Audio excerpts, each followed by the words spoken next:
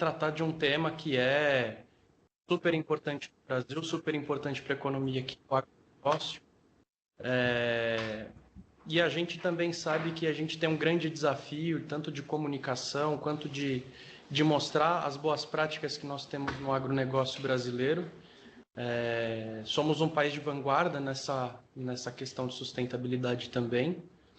E hoje nós temos um evento para tratar justamente de um tema que é inovação no agronegócio, justamente em frente às mudanças climáticas, né? Então, o que se pode fazer para que a gente consiga manter uma boa produtividade, uma boa sustentabilidade e ainda assim também estarmos a par das preocupações, né, que a gente deve ter com as mudanças climáticas e todo esse problema que é urgente e que todos temos que nos preocupar e resolver. Então, hoje, eu vou primeiramente passar aqui, fazer uma apresentação e passar a palavra para a nossa primeira palestrante, a Luísa Cardoso. Ela é jornalista, criadora de conteúdo e editora executiva do programa Rural Notícias do Canal Rural. Formada em rádio, TV e internet pela Faculdade Casper Libero e pós-graduada em agronegócio pela Exalc. Atuou em TV, na TV Gazeta, Canal Rural e foi apresentadora da previsão do tempo pela Climatempo entre 2022 e 2024. O quadro Calçando a Botina, que apresenta no Canal Rural, tem como objetivo introduzir temas relacionados ao agro para o público urbano. Visitas a grandes feiras do setor, modelos de produção dos principais cultivos brasileiros, economia circular, entre outros. Seja muito bem-vinda, Luísa. Eu passo a palavra para você. Muito obrigado. Muito obrigada, Pedro. Obrigada, André, Jefferson, todo mundo pelo convite. Para mim é um prazer estar aqui e poder, inclusive, compartilhar um pouquinho da minha trajetória. Eu sou jovem, tenho uma bagagem até que pequena, né? São 7 anos até agora de carreira, mas que foram 7 anos bastante intensos, porque eu passei por diversos temas que o jornalismo consegue cobrir, né? E por muita coincidência todos se interligam. Eu vou levantar, posso? Porque acho que estou mais acostumada, né? O ambiente de TV a gente fica de pé o tempo todo. Eu inclusive trouxe uma apresentação, acho que o André está subindo ali, mas hoje o motivo de eu ter escolhido a dificuldade do agronegócio comunicar a sustentabilidade tem a ver também com a minha tese da pós-graduação, porque eu sei que por aqui a gente tem muitas pessoas que são empresárias, então vai ter uma pequena fração ali da pós-graduação para que eu... Você ainda vai apresentar? Ah, tá, eu posso tocar. Tá me olhando, eu falei, ué. Então, eu trouxe também uma pequena fração da tese para que possa ser aproveitada, porque acho bem importante para os empresários. Bom, então, dificuldade do agronegócio brasileiro comunicar a sustentabilidade. Eu vou começar falando um pouquinho da minha trajetória. O Pedro até já introduziu bastante, né? Fiz jornalismo na Casper Libero. Depois eu comecei a trabalhar com gastronomia na TV Gazeta. Não sei se vocês conhecem a figura ali do Rony Von, mas ele é um apresentador e músico bem difundido aqui no Brasil, principalmente na época da Jovem Guarda. E ter acesso à gastronomia eu acho importante eu destacar aqui, porque tendo acesso aos principais chefes de cozinha da cidade de São Paulo, os restaurantes, eu também tive acesso aos ingredientes, né, que vêm do agro. Só que eu só fui me tocar disso, obviamente, lá pra frente, quando depois eu migrei para o Canal Rural, porque foi uma mudança de padrão na minha vida muito grande. Eu nunca quis propositalmente estar vinculada ao agronegócio, né? A minha família é de Barretos, que é uma das cidades mais potentes aqui de São Paulo do agronegócio, só que nenhum deles tem fazenda, todo mundo trabalha em outras áreas, então não era natural da minha parte que eu estivesse dentro desse setor. E com isso, cobrir jornalismo tão especializado que é o agronegócio tem muita dificuldade, porque você fala com o produtor rural, com o analista de mercado, com meteorologistas, e você tem que entender todas essas linguagens que são completamente diferentes numa mesma página e traduzir isso para um público que muitas vezes não sabe nem ler e escrever. Então, eu tive que aos poucos eu ligava para os analistas assim, oi, tudo bem? Será que tem como você me explicar o que está acontecendo como se eu fosse uma criança de 3 anos? Porque os temas eram difíceis e eu tinha que entender bastante sobre eles para poder escrever. Né? E foi até isso que me motivou a fazer a pós-graduação na Exalc. Foi essa minha dificuldade inclusive a dificuldade do agronegócio ter materiais didáticos mesmo, para que você possa aprender sobre o assunto. A Climatempo apareceu também enquanto eu estava no Canal Rural, justamente para ser apresentadora da previsão do tempo voltada para o agronegócio, até porque a gente sabe, né, que o clima é o que manda para o agronegócio. Aquela frase famosa que todos os produtores falam, né? O agro é uma indústria a céu aberto, então ele depende completamente da situação climática para ter uma boa safra ou não. E essa minha experiência na Climatempo me mostrou que as curvas da vida me levaram para 3 pilares que se cruzam completamente, né? O clima fornece as condições para o solo brotar o alimento que para na nossa mesa, né? Então, gastronomia, agro e clima acabaram sem querer se cruzando ali na minha vida e complementando um pouco essa jornada. Recentemente voltei para o Canal Rural, justamente porque o quadro que eu criei através das minhas redes sociais, chamado Calçando a Botina, ele ganhou um espaço na TV. Então, eu faço sim o Rural Notícias, que é o principal jornal da casa, né, da noite, eu faço o roteiro dele, sou editora executiva, mas eu sou apresentadora desse quadro Calçando a Botina, que é até então mensalmente, para tentar trazer esse público urbano e jovem para próximo do agro, porque o Calçando a Botina, ele traduz essa minha dificuldade de ter entrado no setor para pessoas que se sentem distantes dele, né? Mas a gente vai falar um pouco disso mais para frente.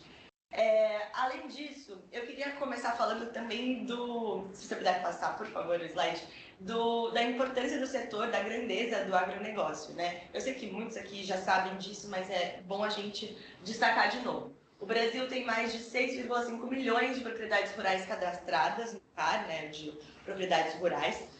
Tem 26% das pessoas ocupadas com isso, trabalhando com o agronegócio, e quase 1/3 do PIB brasileiro é movimentado pelo agro. A gente é uma potência, não só em extensão de terra, mas também potência de diversidade de cultivos, e primeiro produtor mundial de soja, laranja, café, cana-de-açúcar, primeiro produtor e exportador de diversos desses, né? E então a gente tem uma relevância para a segurança alimentar muito grande. Além disso, se puder passar também, por favor, a próxima. A gente tem essa missão de alimentar 10 bilhões de pessoas até 2050. Inclusive, a ONU diz que para atender essa demanda a gente vai precisar aumentar cerca de 70% a produção mundial nos próximos 26 anos. Então, no caso, eram 30 anos quando eles falaram, né? 2017, agora já atualizou. E então, assim, a gente precisa produzir mais no mesmo espaço, certo? E, inclusive, empresas como a sua serão muito importantes para que isso aconteça. E o Instituto de Pesquisa Econômica Aplicada, o IPEA, mostrou aqui nesse gráfico que o Brasil é o país que produz mais por emissão de gás, ou seja, ele produz mais e emite menos. Essa relação, né, na frente de vários outros países, ele é líder disso. E falando ainda, se você puder passar o slide, ocupação do território do agro brasileiro, né? Esse mapa quem trouxe é a Biov, que é a Associação Brasileira da Indústria de Óleos Vegetais, que tem todo o complexo soja, seja farelo, óleo vegetal, grãos.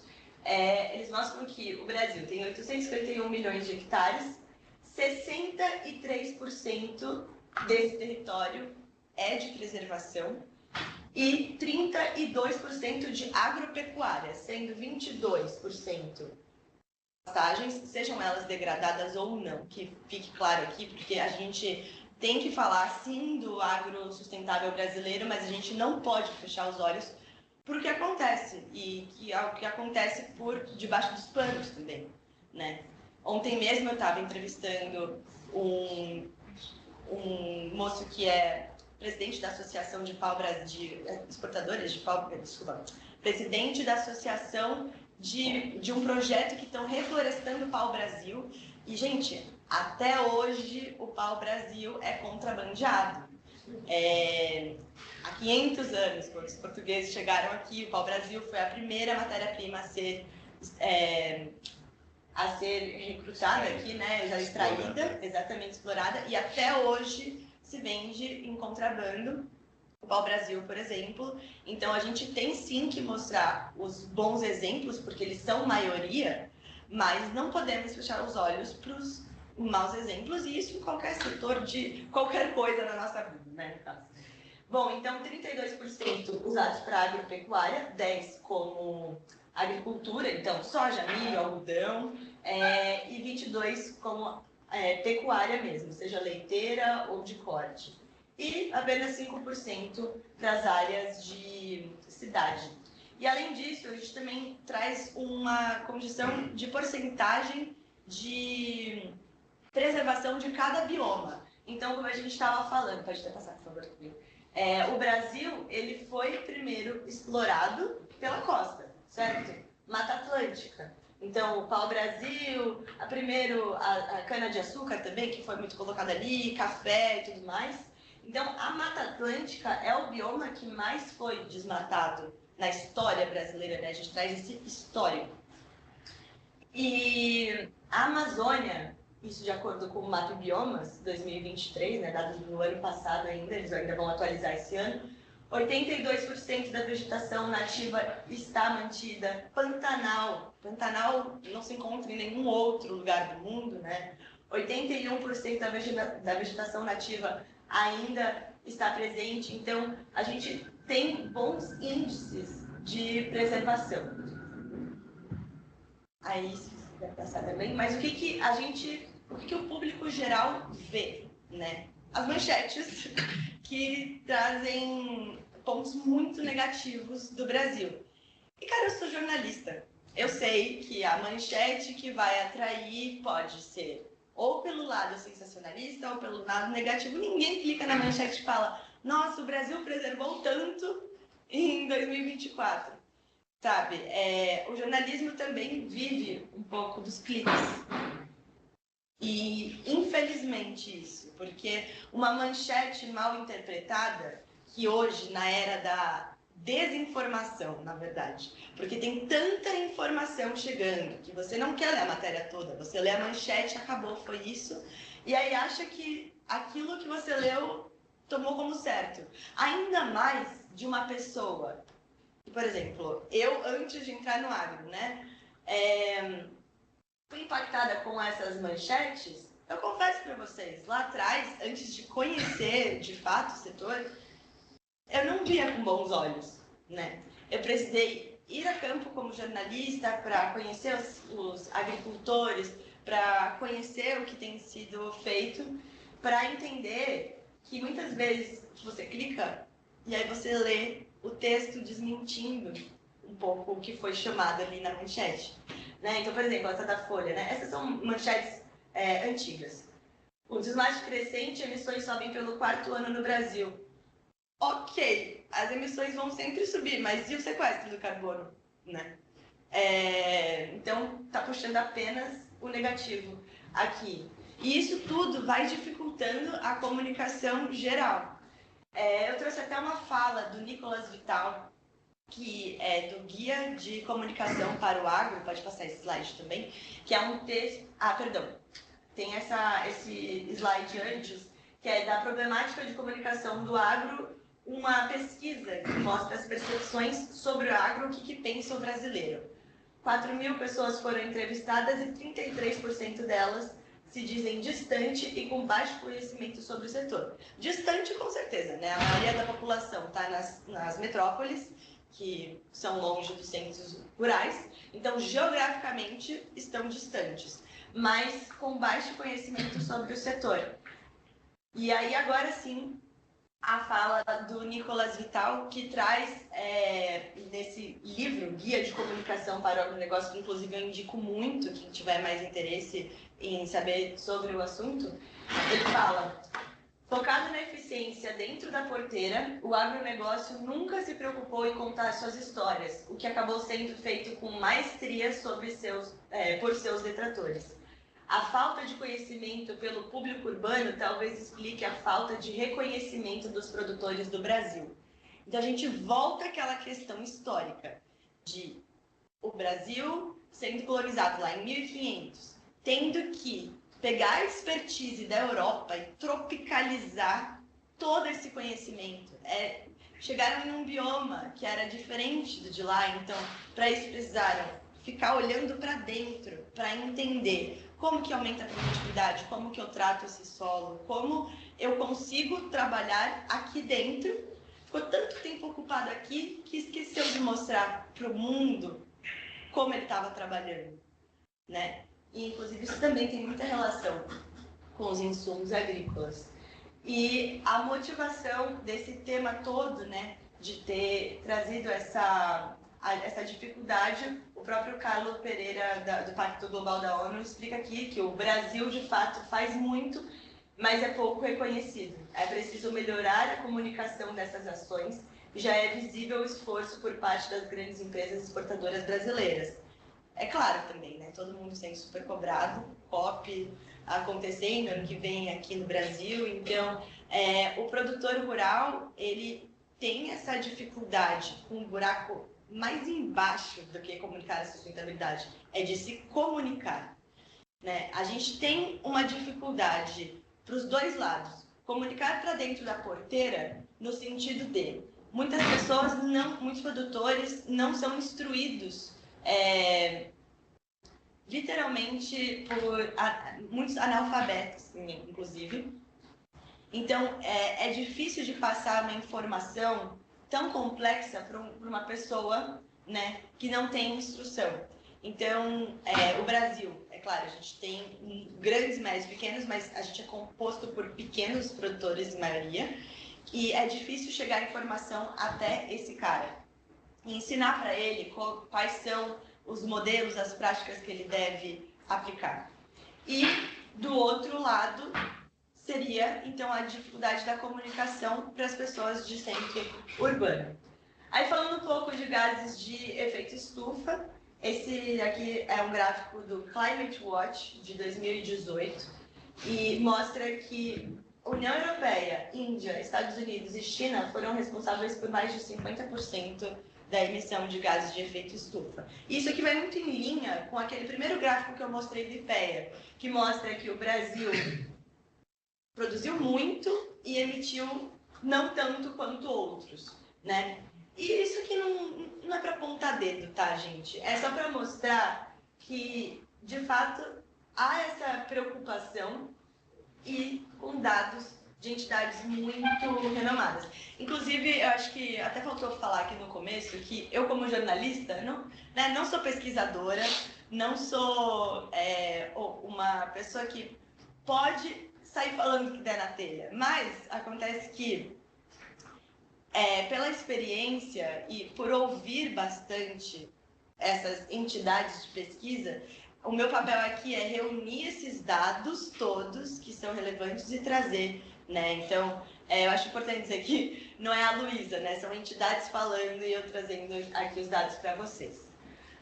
Bom, mudanças climáticas. Acontece, fiquei 2 anos na Climatempo, a gente sabe que é um tema polêmico, né? Ainda é um tema polêmico dentro do setor. Muitos não acreditam em mudanças climáticas. Mas é algo que acontece. O globo está aquecendo e, com isso, temos essa mudança de padrão. Alguns estudos da FAO e do Programa Mundial de Alimentos indicam que os principais efeitos das mudanças climáticas para a produção agropecuária seriam o aumento de temperatura do planeta com reflexo na produtividade, mudanças nos padrões de precipitação, ou seja, uma chuva que acontecia de certa forma regular em janeiro, fevereiro, passa a não acontecer mais, muda o mês que está acontecendo. Isso muda todo o planejamento do produtor rural, que antes tinha um calendário de plantio, seguia certinho aquilo, mas com o tempo precisou se adaptar a esses novos padrões. Por exemplo, ano passado, o produtor, claro, teve a questão do El Niño, né, o fenômeno que atrasa mesmo a chuva do centro-oeste, mas o produtor teve que plantar tardio, colheu tardio, perdeu boa parte da produtividade. Esse ano, o produtor recebeu chuva, está plantando. Então, tem que ficar sempre analisando a previsão do tempo para conseguir encaixar o melhor planejamento das janelas de plantio, das janelas de colheita, aplicação de defensivos agrícolas. E tudo isso, a mudança climática interfere. Aumento do nível do mar, que é o mais óbvio, acho que a primeira coisa que as pessoas pensam é descongelamento de geleiras, que cresce o nível do mar. Tem projetos lá da Climatempo, eu lembro da gente conversar, inclusive, sobre, claro, muito lá para frente, de ilhas sumirem, que a gente até ouve dizer, né? Maldivas, até um trecho de Nova York, o que preocupa muito. E eventos climáticos extremos, cada vez mais frequentes, anormais, duradouros, como as secas, e isso faz com que o produtor também tenha que ir atrás de insumos resistentes a elas. E quais são esses efeitos das mudanças climáticas para o agronegócio principalmente? Esse aumento de região em situação de estresse hídrico. Então, a gente teria uma diminuição de fauna e flora, porque ficaria cada vez mais árido o clima, e a vegetação, perdão, e também o aumento de pragas em culturas agrícolas. Agora, algo que poucas pessoas falam sobre é da perda de polinizadores, que são tão importantes ainda para que todos os cultivos se desenvolvam. Eles fazem uma função enorme na fecundação vegetal da planta, né? Então, a gente, com esse aumento da temperatura, pode perder a quantidade desses polinizadores e também dificulta com que eles se reproduzam. E aí, além disso, então, a gente traz aqui algumas políticas públicas que estão sendo já algumas adotadas no país. Inclusive, existe o Plano ABC+, do Ministério da Agricultura, com toda aquela questão do plantio direto, produtor. E isso que é o mais legal também de se falar e de levar para o mundo. O produtor, ele não é só bonzinho, tá? Ele não é, eu quero preservar o planeta. Não é só isso também. Ele atuar com essas formas que prezam o meio ambiente geram produtividade e geram renda para o bolso dele, no fim das contas, né? Então, eu mesma fui para São Paulo agora cobrir matérias de incêndios, que a gente teve esse episódio, né, no interior de São Paulo, mais uma vez, evento extremo. Eu até falar uma coisa de meteorologia para vocês, né? Quando a gente tem os 330, que no caso seria temperatura acima dos 30 graus, umidade relativa do ar abaixo dos 30% e rajadas de vento acima dos 30 km por hora, são os ingredientes fundamentais para que focos de incêndio se alastrem.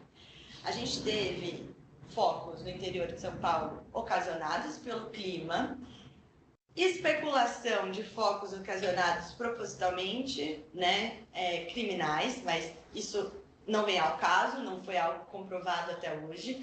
Só sei que todo esse clima ajuda com que esses focos se alastrem, independente de como ele começou. Então, a gente teve no interior de São Paulo esse evento extremo esse ano que prejudicou muitos produtores, foi bilionária a perda no interior de São Paulo. E eu estive presente numa propriedade que tem áreas de APP, né? O Brasil é o único país no mundo que tem o Código Florestal, que é uma legislação que tem a preservação de áreas nativas, APPs e reservas legais, e é claro que para cada bioma muda a porcentagem, mas no caso aqui do estado de São Paulo, Cerrado, onde eu estava, eram 35% dessa área do produtor rural preservada. Ele teve toda a área de preservação nativa dele queimada. E quando eu cheguei lá, estava tudo sensível, todo mundo com cara de choro, todo mundo triste, porque o produtor rural, ele precisa daquela área para manter o recurso natural dele. Em primeiro lugar, as árvores, elas mantêm o microclima. Então, a sombra, as nascentes, elas são abastecidas por essa mata. Os polinizadores que vivem ali, a cobra, a onça, tudo faz parte do ecossistema que ajuda também o produtor a ter um aumento de produtividade. Eu gosto até de pensar que parece que quanto mais a gente deixa como era antes de chegarem aqui, né, melhor fica essa produtividade, enfim, e aumento do lucro do produtor rural. Mas o que eu quero dizer aqui é que se a agricultura for praticada de forma correta, ela pode sim desacelerar esse processo de aquecimento global. Então, o produtor rural, por exemplo, do interior de São Paulo, falou para mim: Luísa, meu pai nunca deixou a gente matar uma cobra aqui, né? Porque tem outro também, são trabalhos de gerações, né? Gerações que vão passar a sucessão familiar e ver tudo aquilo queimado em questão de horas, tanto lavoura como a mata. E isso não é um benefício para o produtor rural, que fique muito claro. Porque a gente vê muitos ataques, né? Falando, não, o produtor fez isso de propósito porque ele quer tirar aquela APP dali e plantar mais soja. Ou mais cana-de-açúcar, que é o caso aqui do interior. Pode ser que existam casos de má-fé nesse sentido, mas boa parte dos que eu visitei na minha vida até hoje preferem ter aquela mata de pé, não só pelo microclima, pela preservação, mas também pelo mercado de carbono que isso pode trazer para ele no futuro, por exemplo. Sem contar que o produtor ele é responsável pelaquela mata. Então, ele pode ter multa por aquela mata ter sido queimada. E aí fica a reflexão para cada um, né? Será que isso é justo também, né? A pessoa cuida a vida inteira daquela mata. Acidentalmente ou não, acontece alguma coisa, aquela mata, ela tem uma agregação pública, né? Todo mundo se beneficia por ele manter aquela mata de pé. E quando acontece alguma coisa com aquela mata, só ele é culpado, ele tem que levar a multa. É uma reflexão que eu deixo no ar também, que não sei se é tão justa.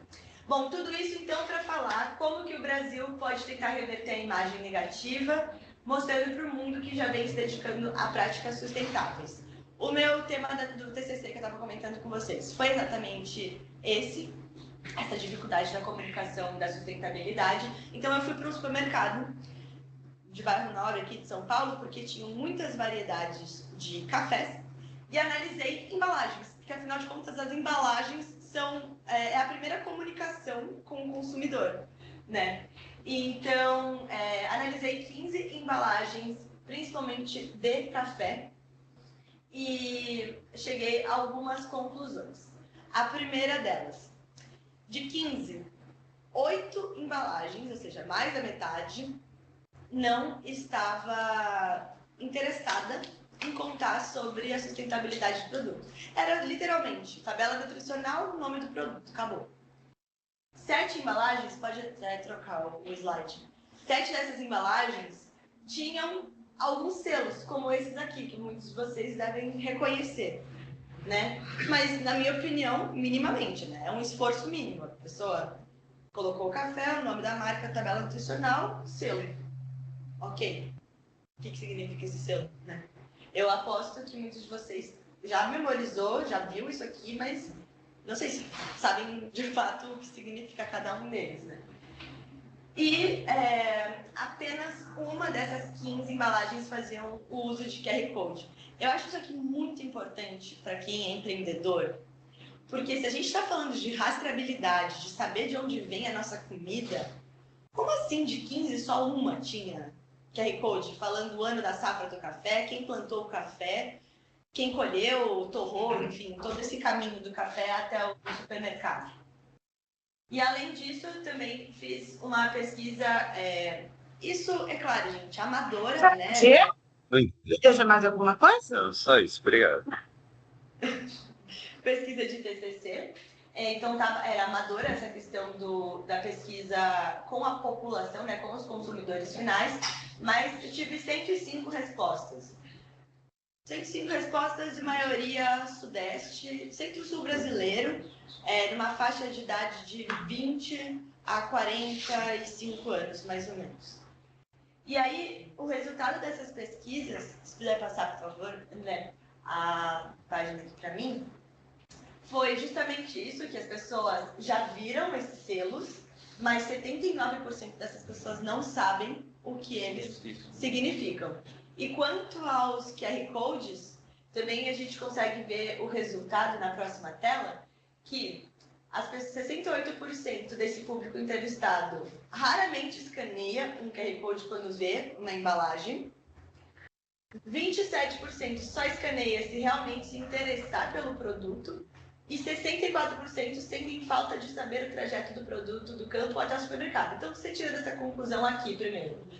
Tá, a pessoa não acessa o QR Code, mas se ela quer saber como vem aquele produto até o mercado. Meio contraditório isso, né? Como assim? Ela não escaneia, mas ela quer saber? Então, se a pessoa soubesse que nesse QR Code tem as informações, talvez ela escanearia mais. 71% das pessoas responderam isso. Então, agora vamos para o resumo das problemáticas até agora, né? A dificuldade de comunicar entre o produtor rural e o consumidor final.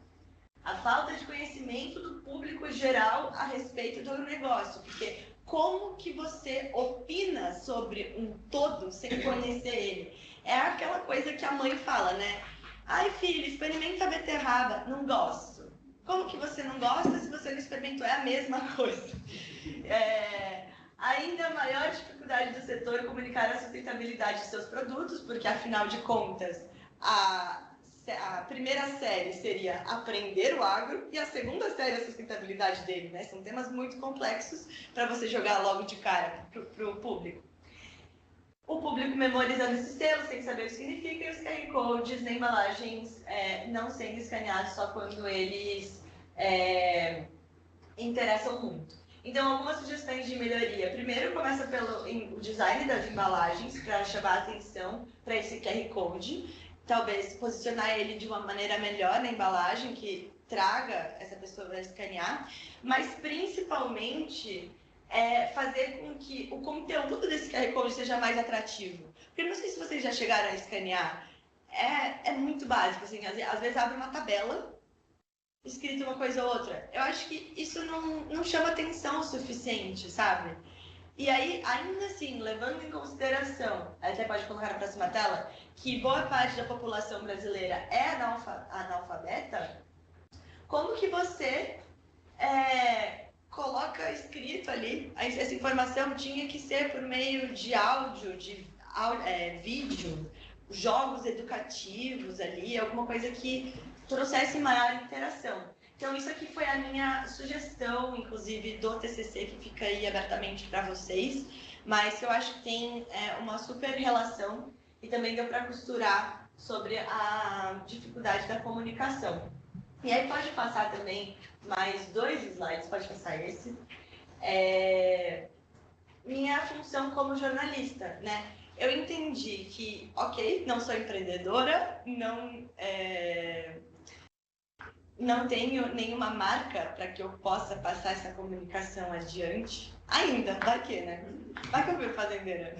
E a forma como eu consigo fazer a minha parte agora é migalha por migalha, ensinando minimamente esses jovens urbanos que, assim como eu era, né, de não saber nada sobre o setor, começar a entender um pouquinho mais. Então, foi aí que surgiu o quadro Calçando a Botina.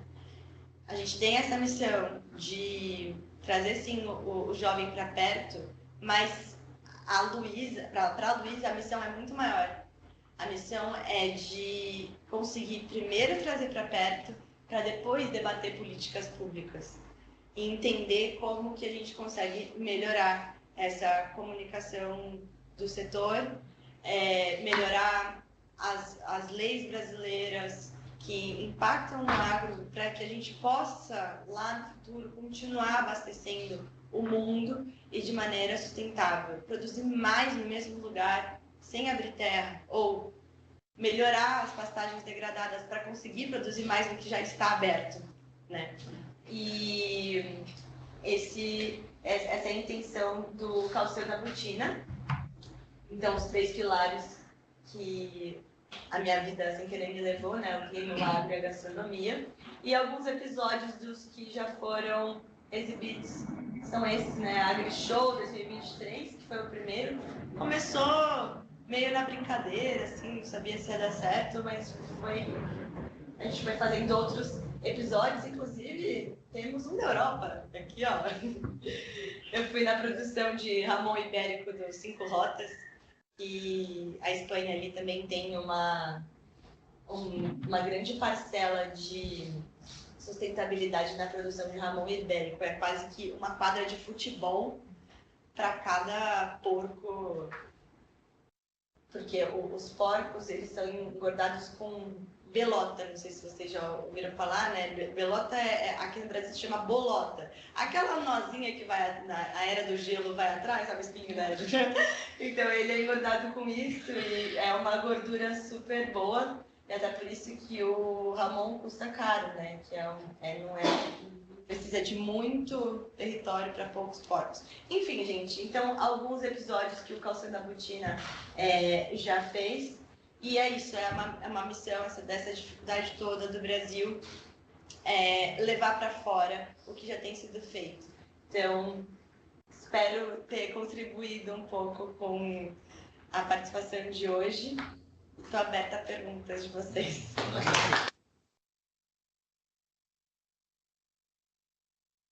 Bom, a gente vai passar o Felipe primeiro e depois a gente abre para perguntas. Claro. Tem 45 minutos, depois a prorrogação para as perguntas. Combinado.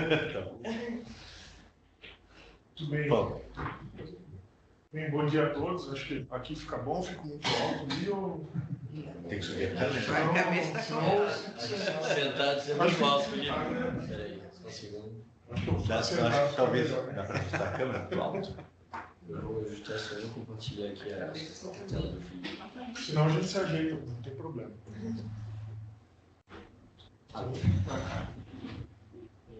Alô?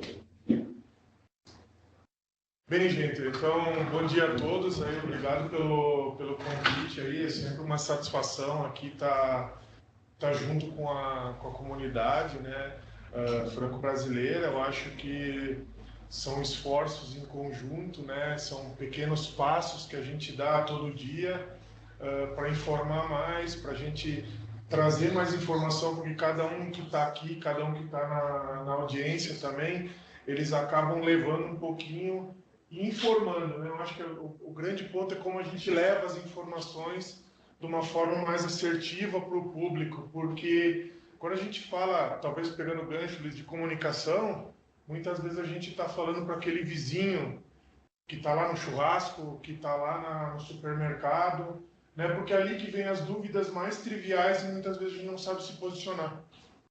Aí eu vou pegar um gancho aqui que a Luísa me deu, né? Falando dos cafés, eu vou me apresentar, eu sou do Sul, né? E lá o que acontece? Lá a cultura do gaúcho ela é muito forte em relação à carne. E tinham 2 senhoras que foram no supermercado, elas pediram, eu queria comprar uma fraldinha. Ah, legal, fraldinha. Então, mas aí tinha uma pessoa lá, né, ele disse, não, mas a senhora conhece, o mesmo corte se chama vazio. E sabia porque o fraldinha, vamos dizer, é o vazio gourmetizado, digamos assim. O vazio sempre foi o corte clássico que teve. Aí, como tinha uma pessoa, ela chegou, você sabia que essa carne aqui foi produzida a pasto? Você sabia que teve campo nativo? Então começou a dar uma série de elementos. As 2 senhoras foram exatamente pegar aquela carne, porque elas tiveram a informação no momento correto, na tomada de decisão. Né? Então, só para trazer esse gancho aí que a Luísa deixou do café, né, que a gente acaba vivenciando no dia a dia, mas como a gente pode contribuir. Bem, eu sou engenheiro agrônomo, né, sou formado em Santa Maria, no Rio Grande. Antes de ser agrônomo, eu também fui técnico em agropecuária. Toda a minha família, ela, na verdade, ela veio da primeira imigração alemã para o Brasil, em 1824, e foi forjada no agronegócio, digamos assim. Então, em uma região muito próxima de Porto Alegre, né, eu brinco ali que é uma região de colonização alemã, mas ela é muito focada em cooperativa, minifúndios, então são propriedades extremamente pequenas, 8, 10 hectares, né? Um grande produtor ele tem 50 hectares. Né? Então, quando a gente vê o contraste do Cerrado, onde a gente tem grandes produtores, né, é totalmente distinto, mas tem um modelo de cooperativismo que é o que tem muito na França, né, também, tem muito na Europa, né, o modelo de cooperativismo. Então, já estou há mais de 17 anos aí no agronegócio, né, trabalhei muitos anos aí em multinacionais, trabalhei praticamente toda a minha carreira dentro da Bayer, né, trabalhei em várias posições.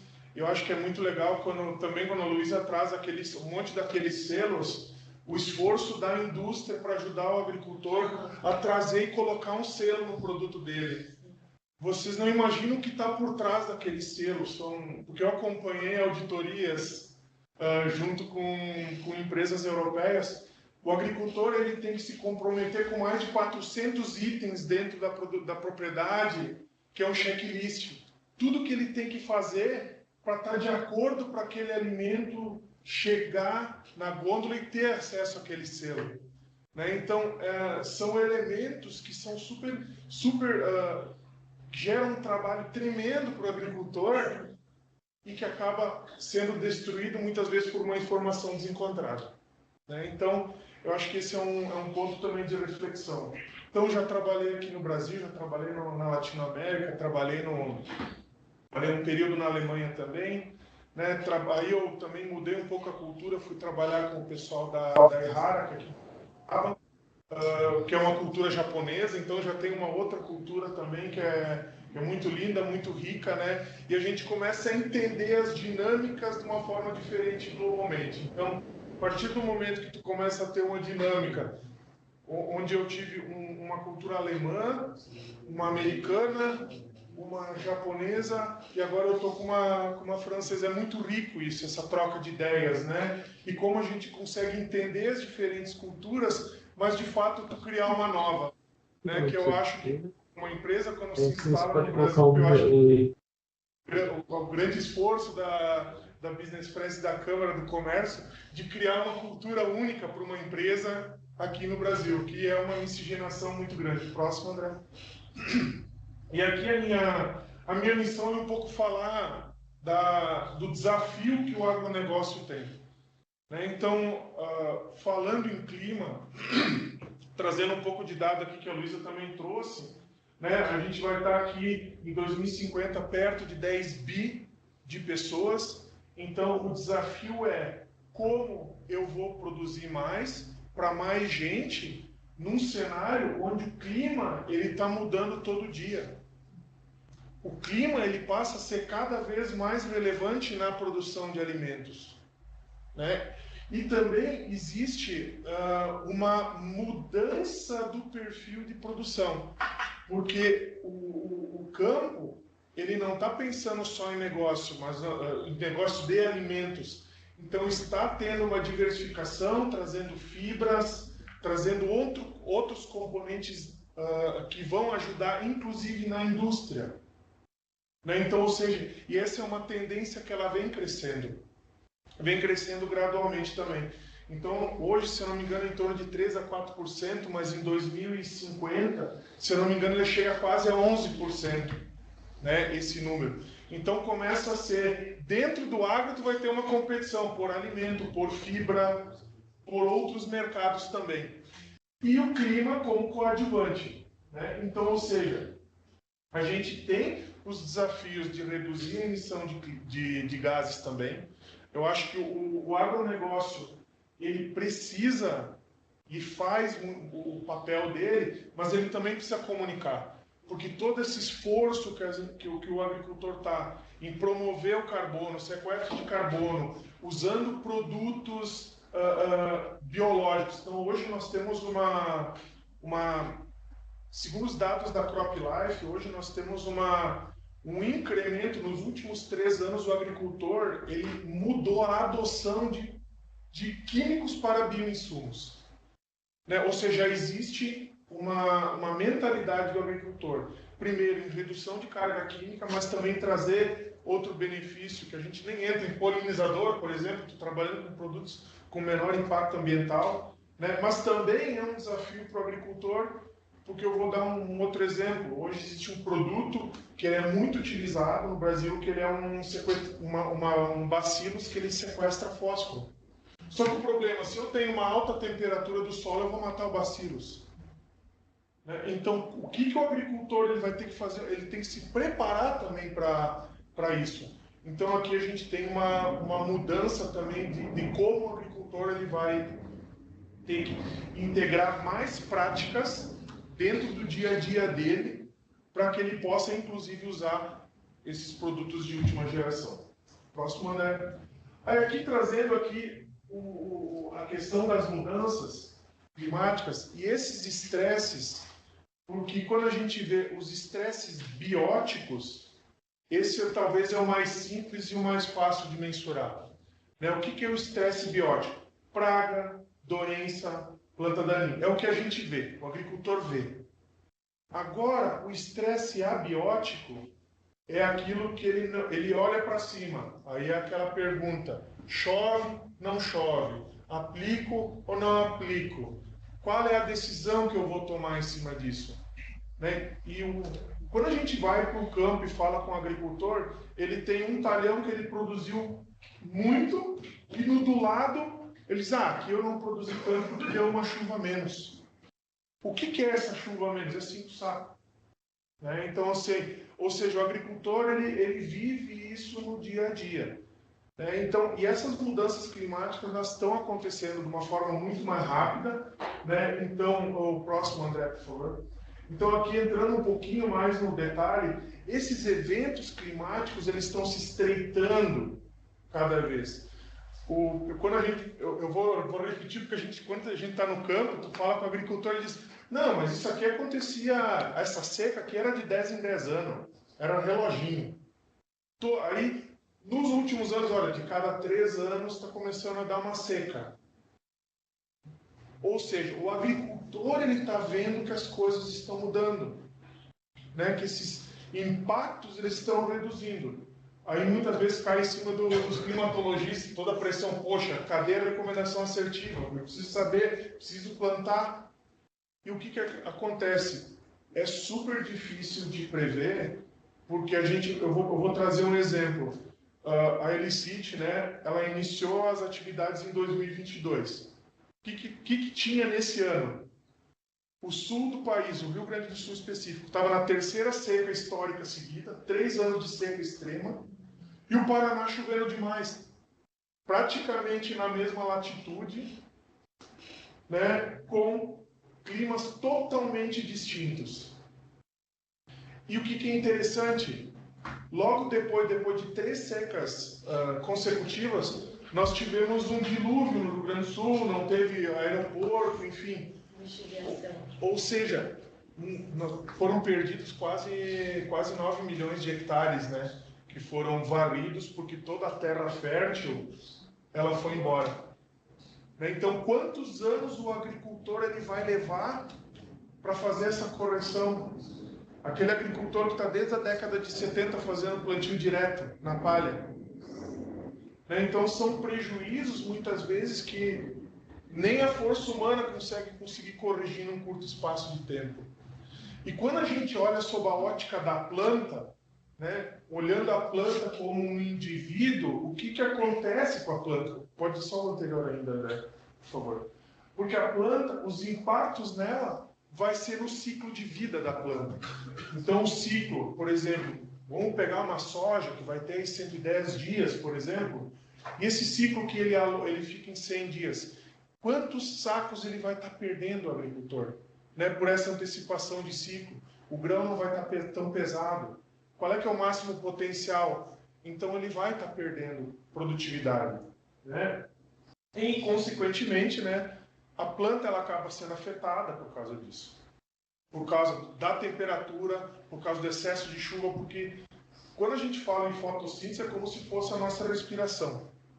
Então, quando está nublado, todo mundo diz, não, tá bom. Não, não tá legal para a planta, porque ela também não vai conseguir fazer a fotossíntese na plenitude dela. Que nem quando você falou dos extremos do 30-30-30, a planta também, acima de 40 graus a planta para de se desenvolver, ela fecha o estômago. Então tem uma série de reações que fazem com que ela impeça com que ela produza mais. Então, isso a gente tem que sempre ter, que a planta também ela é um indivíduo. E o saudoso de Dirceu Gasser, que foi um pesquisador da Embrapa, que trabalhou muito um dos precursores da pesquisa do plantio direto, ele sempre tratava a planta como um indivíduo. Cada cultura é um indivíduo com sua necessidade específica e entendendo o meio. Eu acho que esse é aqui onde o agricultor ele vive no dia a dia dele. Próximo, André.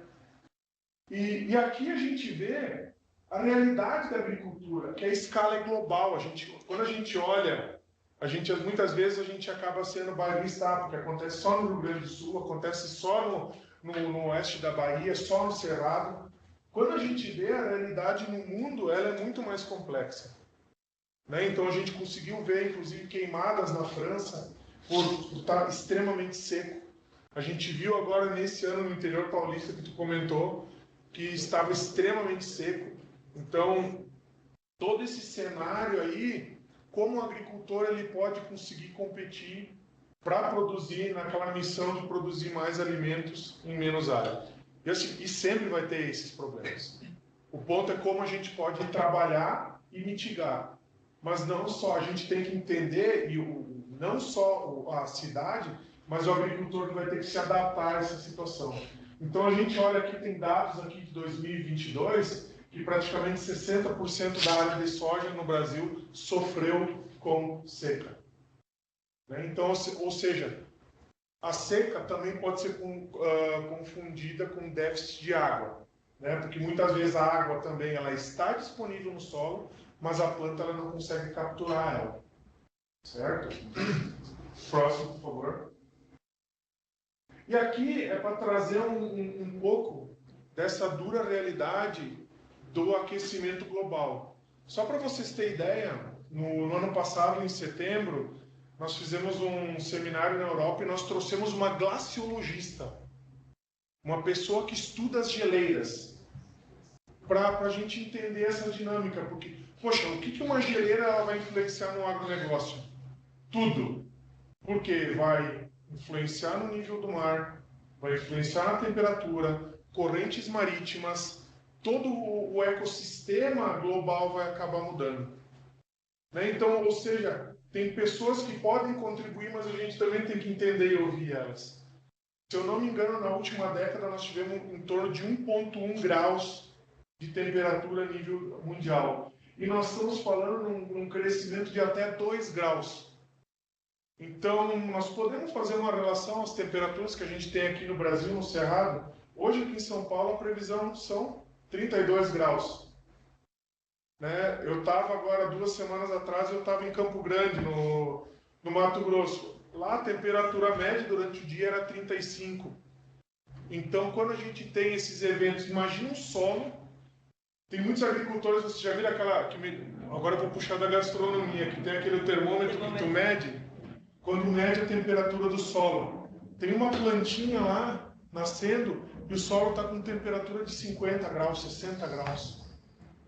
Como essa planta vai tolerar isso se eu não ajudar a proteger ela? O que o agricultor pode fazer? Né? Então, ou seja, isso aqui é uma realidade, um aumento de temperatura, né? E o agricultor ele vai ter que trabalhar muito bem, e esses microbiomas dentro de cada área, os 20, 30, 80% de mata nativa, eles vão dar equilíbrio para o agricultor. Por isso que o agricultor ele é interessado em ter a preservação. Porque ele sabe que ele cria ambientes melhores com menor impacto. Próximo, por favor. E aqui Eu acho que essa é uma relação que é dura quando o agricultor vê, porque quando a gente olha o máximo potencial de produtividade da genética, vamos pensar em quem produz semente. Eu vou pegar a primeira coluna ali, que é o milho, tá? Só para a primeira barra. Quando a gente olha, a genética diz, poxa, quanto aquela semente que vai produzir por hectare? Então, milho, a gente sabe, lá nos Estados Unidos já tem recorde até de 600 sacos por hectare. Vamos fazer uma média só para a gente arredondar para facilitar a conta. Digamos que o agricultor compra uma semente e ele vai produzir 400 sacos por hectare. Qual é a média brasileira na produção de milho? Mais ou menos 100 sacos. Nós estamos falando que 25% é que o agricultor hoje, a média de produção dele, de uma semente que deveria produzir 400. Dos 400 sacos, 10% ele perde para os estresses bióticos. Praga, doença, planta daninha. E nesses 10%, a indústria investe bilhões de dólares para trazer novas moléculas para controlar as pragas, doenças e plantas daninhas. Só que nós temos um universo de mais de 60% que são os estresses abióticos, que é temperatura, pode ser alta, baixa, pode ser chuva, excesso de água, falta de água, a seca, pode ser compactação de solo, que é outro capítulo extremamente interessante, que daria outro fórum para a gente discutir também, né? E todas essas técnicas de preservação, fotoperíodo, né? Luminosidade, períodos nublados, tudo isso impacta. Então, aqueles 10 dias que a cultura não teve chuva, que é aquele exemplo que eu trouxe, nesse talhão choveu, nesse aqui não choveu. Né? Então, ou seja, o quanto por cento o agricultor está perdendo, mas ele não consegue mensurar. É difícil essa conta. Né? E até na pesquisa, a gente está trabalhando com muitos pesquisadores para justamente a gente trabalhar nos impactos abióticos. Como a gente mede isso e como a gente traz alguma coisa palpável para o agricultor. Né? Então, e também saiu uma pesquisa até que eles chamam de Farmer's Voice, né? Que é promovida pela Bayer, que foi feita em 2023, que 76% dos agricultores consideram a falta da água e aumento de temperatura como empecilhos, no caso, para essa safra agora. Então, ou seja, o agricultor ele está vivenciando. E aqui eu trago a última pesquisa da McKinsey, que foi publicada agora no início desse ano, em março, e ele mostra um shift do que o agricultor está vivenciando. Então, ou seja, ele partiu de 2022, que nessa pesquisa, né, então, eles fazem ela de 2 em 2 anos, a McKinsey, elas fazem em todo mundo. Esse aqui é o painel só do Brasil. Depois eu posso deixar também as duas pesquisas, a de 2022 e a 2024. Eu deixo à disposição, eu passo para o André, depois ele compartilha com a comunidade, que eu acho que ela é bem relevante, né? E aqui ele mostra que os eventos climáticos, né, eles ganharam importância de 2022 para 2024. Eles começam a ser mais relevantes até do que o preço dos insumos, de acordo com o agricultor. E é legal que ele traz a tendência dos agricultores, tanto os otimistas quanto os pessimistas na pesquisa, que aí ele começa a mostrar a percepção e tu começa a ver os extremos, né? Mas os eventos climáticos, eles cada vez vão ser mais relevantes e o agricultor, ele está respondendo as pesquisas de acordo. Então, ou seja, isso aqui já está mostrando uma mudança na percepção. Então, se tem uma mudança, qual é o próximo passo? Tem que ter uma ação do agricultor. E vai ter. E já está tendo. Né? Então, vamos para o próximo, André. Aqui eu vou pegar um dado do Brasil, né, da Agência Nacional de Águas, que ele traz que só hoje 13,2% da área agrícola no Brasil é irrigada. Isso corresponde a 8,2 milhões de hectares. Né? Ou seja, a água ela existe, mas ela não está disponível em todas as regiões. E quando a gente olha aqui, isso aqui é o crescimento de pivô central, quando a gente olha a disponibilidade de água no Brasil, a gente está olhando aqui que praticamente nós estamos falando aqui de 2 milhões de hectares. Se eu pegar soja, o que são 2 milhões em cima de 46? O que são 2 milhões em cima de 22 milhões de hectares de milho? É muito pouco ainda. Né? Então, ou seja, eu acho que a irrigação ela é uma ferramenta e pode ser utilizada pelo agricultor. Por isso que eu vejo várias iniciativas do agricultor de preservar a água, né? Inclusive hoje existem novas tecnologias como geomembranas, onde que evitam que o percole, né, que seja absorvido pelo solo, que se perca. Existem várias outras tecnologias como esferas, onde tu coloca para evitar a evapotranspiração, a transpiração da água, né? Ou seja, tudo são ferramentas que o agricultor ele tem e já está utilizando para mitigar e preservar a água, né? Que esse vai ser um dos bens mais escassos, né? Talvez nas próximas décadas. Próximo. E aqui eu trago as práticas conservacionistas só para a gente dar um overview, porque quando a gente olha aqui a gente tem muita pesquisa, muito desenvolvimento por trás. Quando a gente pega Embrapa, Instituto Agronômico de Campinas, as Emater dos estados, que elas trabalham incansavelmente para trazer mais tecnologia, e não só isso, mas como integrar as tecnologias em cima disso. A agricultura de conservação, o famoso plantio direto, curva de nível, que é uma tecnologia que vem lá da década de 60, 70, só que hoje cada vez mais a gente consegue ver. Essa foto aqui eu coloquei de propósito. Isso aqui é uma foto do Dirceu Gassen, né, que ele mostra uma palhada, praticamente aqui, nos primeiros 10 centímetros, para vocês terem ideia, como a cobertura de palha, aqui deve ter 8, 10 toneladas de palha, né?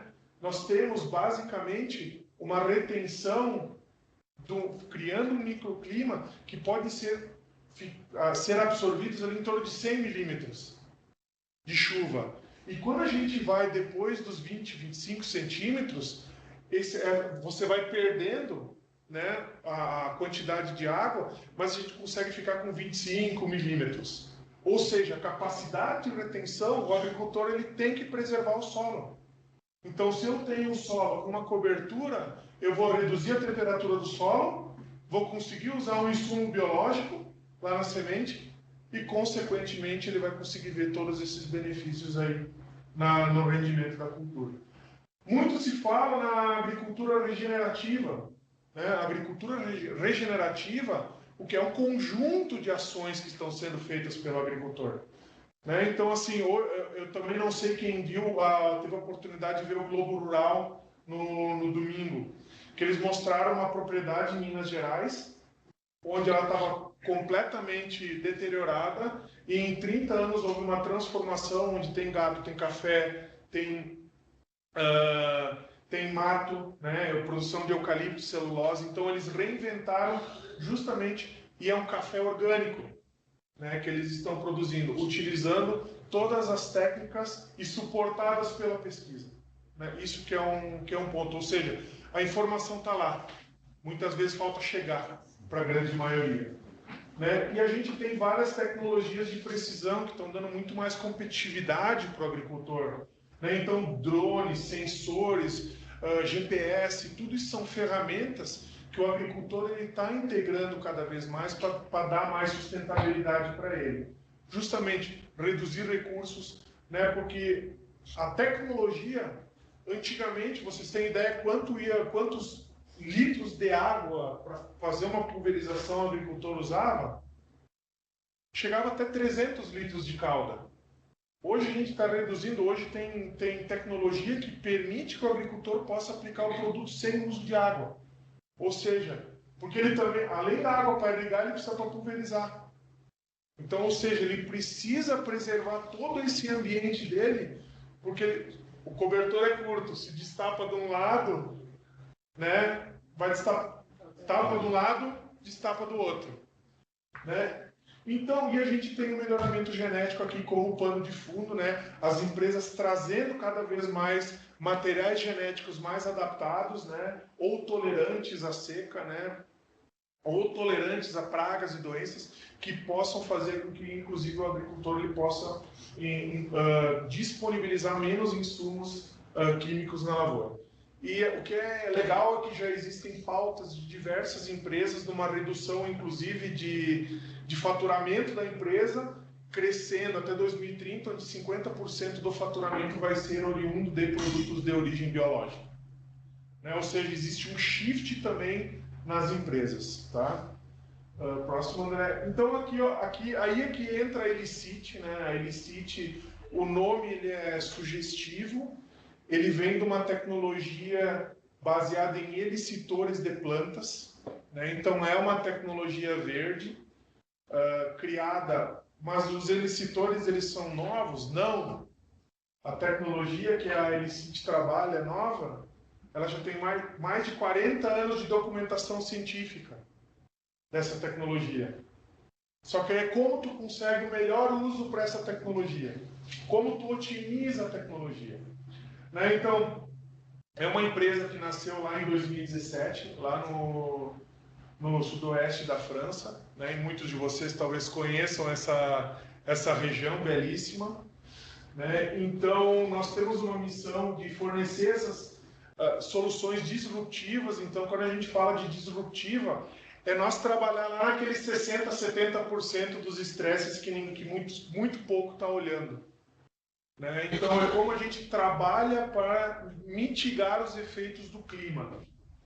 Né? E justamente para a gente pensar em como a gente pode criar uma agricultura mais resiliente no campo. Né? O próximo. Então, aqui, só para mostrar que a Elicit ela ganhou um fundo de investimento, né? Um fundo de investimento alemão, agora na semana passada, que foi comunicado, de 45 milhões de euros para justamente ter essa expansão a nível global. Então, tem vários prêmios de inovação, porque realmente é uma tecnologia disruptiva, é um produto baseado em plantas, então, tanto que é de planta para planta. Então, nós queremos mudar a situação e trabalhar justamente contra os desafios climáticos para a gente promover uma agricultura totalmente regenerativa. E aqui eu vou explicar um pouco, aqui, isso aqui é a fazenda, lá onde estão todas as operações da Elicit, lá na França, né, onde a gente tem, só para vocês terem ideia, a empresa ela nasceu como francesa, mas hoje nós temos 18 nacionalidades hoje que trabalham ali na empresa. Né, isso dá um equilíbrio e uma cultura totalmente diferente, que é muito legal quando a gente pensa no desenvolvimento e como a gente busca soluções inovadoras olhando para o agricultor. Tanto que o Aymeric, lá que é o nosso CEO, ele é um agricultor. Eu acho que o André também teve a oportunidade de conhecer ele. E a família dele lá, ele tem 1.000 hectares, quando junta ele, o pai dele e os parentes dele. E desses 1.000 hectares, praticamente, que é a área do Aymeric, ele destina para a gente poder fazer teste e fazer com que o desenvolvimento das tecnologias ela é muito mais rápido. Então, só para vocês terem ideia, nós conseguimos desenvolver um produto totalmente novo, junto com a França, em praticamente uma safra. Que é legal quando a gente tem a percepção do agricultor desenvolvendo lado a lado do cientista. Então, o que a gente ganha? A gente otimiza custo, processo e a gente é muito mais efetivo. Certo? Próximo.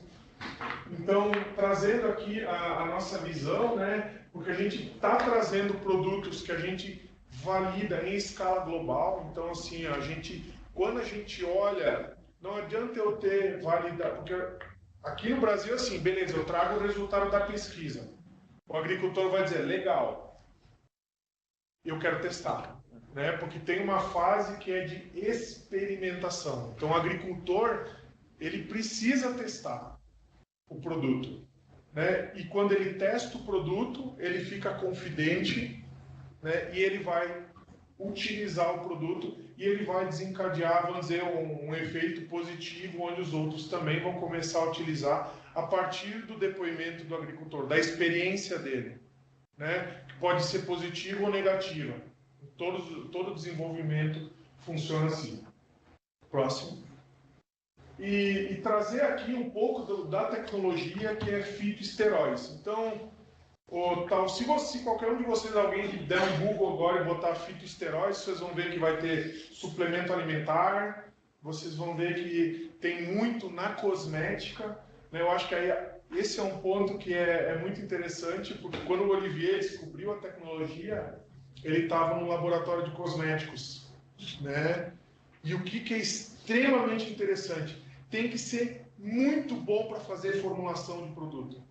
Aí eu trago de novo para o agricultor. Quem já usou aquele protetor solar que quando você passa, cai no olho, o olho parece que vai pegar fogo, né? Como é bom quando a gente usa um protetor solar, quando você passa, a pele já está seca, não fica oleosa, não escorre. Isso é formulação.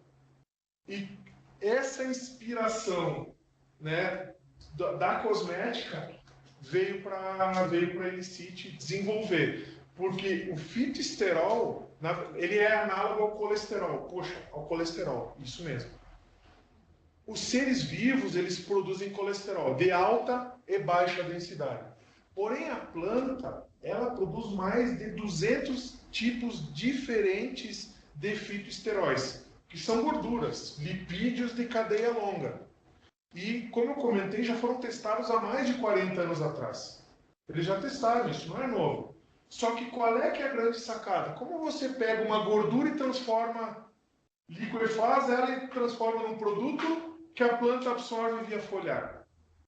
Né? Então é nisso que a Elicit gastou muito tempo e recurso para poder produzir um produto que seja fácil de usar, né? E folhar. Né? Ou seja, totalmente integrado ao plano de aplicação do agricultor. E quando a gente aplica o produto na planta, via folhar, ele transforma a planta, porque ele é um produto natural e ele induz a planta de forma natural a produzir mais fitoesterol. E quando produz mais fitoesterol, são produzidos nesse processo diferentes hormônios vegetais que conferem resistência natural à planta. É como se eu tivesse um corredor com várias portas e o produto abrisse várias portas, né?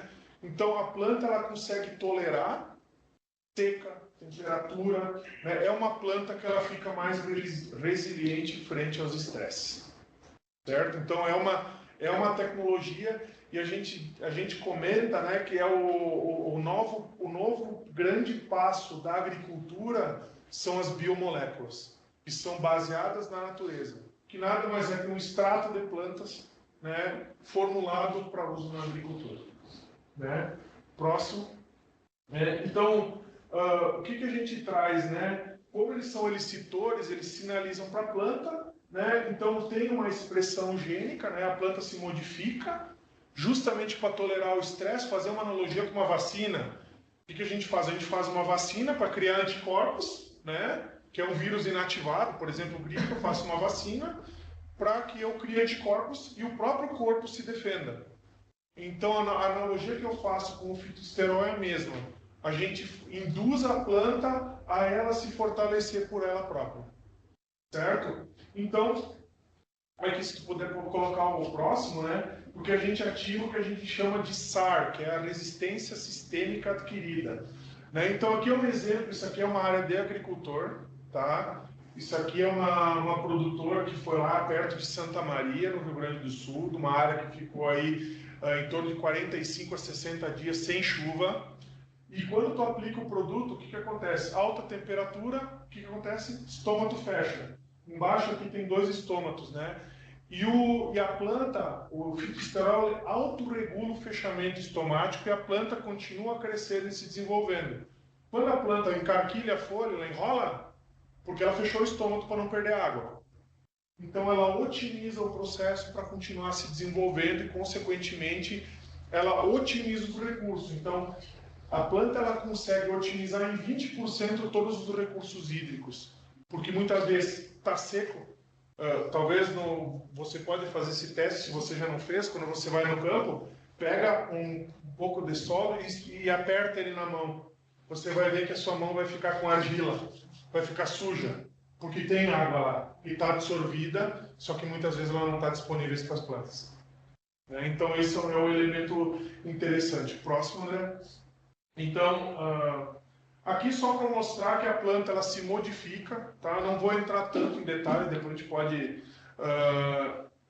disponibilizar alguns dados aqui para vocês, né? Mas mostra que aqui a gente tem uma planta que ela está à esquerda, as duas primeiras, quando a gente mediu a planta geneticamente, a gente viu os metabolomas da planta, a gente viu uma planta, digamos, que está tudo ok, ela não tem estresse nenhum, e quando eu aplico o produto, que seria ali na segunda barra, a planta ela já modifica o padrão dela. E nas outras duas barras, vocês vão ver que tem mais a coloração tendendo ao vermelho, mais cores quentes, que são plantas que foram induzidas ao estresse hídrico. E nesse caso, a gente conseguiu ver que a planta ela teve que se modificar ainda mais para tolerar esse estresse. Próximo, André. Que aí a gente consegue ter e mensurar isso através do ácido salicílico, né, que é um dos precursores, inclusive, de aspirina. Então, ou seja, a gente consegue ver aqui que a planta, onde ela tem o produto, ela induz a produção de ácido salicílico, que é um dos precursores e que indica que a planta ela acionou de fato a resistência sistêmica adquirida. Tá? Ou seja, ela, de fato, ela se modificou. Próximo. E aqui a gente também mensurou, porque tudo que a gente traz é baseado na ciência. Então, tudo que a gente está falando aqui foi validado por pesquisadores, né, a nível global, para a gente trazer a informação fidedigna. Então, a gente aqui tem a relação de abertura e fechamento estomático, e a gente também tem aqui da onde veio, né, os 20% da economia de água. Então, aqui, inclusive, foi feita na cultura da soja. Né? Ou seja, para mostrar que a soja, que é uma cultura que ela tem uma certa tolerância, né, ela também acaba tendo uma resposta super positiva, otimizando em 20% todos os recursos hídricos disponíveis. Tá?